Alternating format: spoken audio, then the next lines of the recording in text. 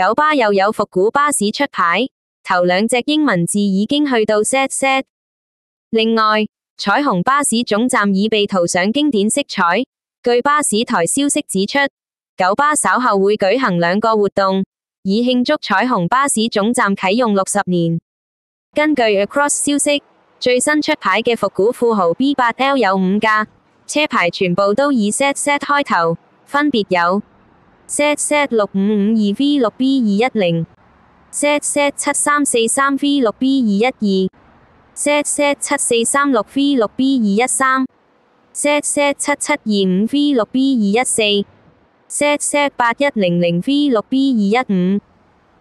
5架車全部入籍屯門廠，其中 ZZ8100 已經係好後嘅車牌號碼。本台相信 ZZ 車牌即將用盡。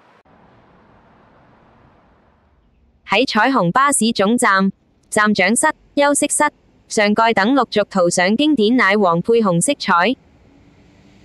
203E 站牌亦改為仿古站牌。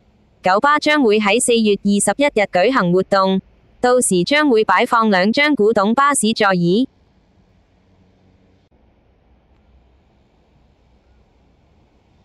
本台記者到場視察時，九巴員工仍然為巴士站塗上復古色彩。唐氏新聞台記者多拉 B 夢報道。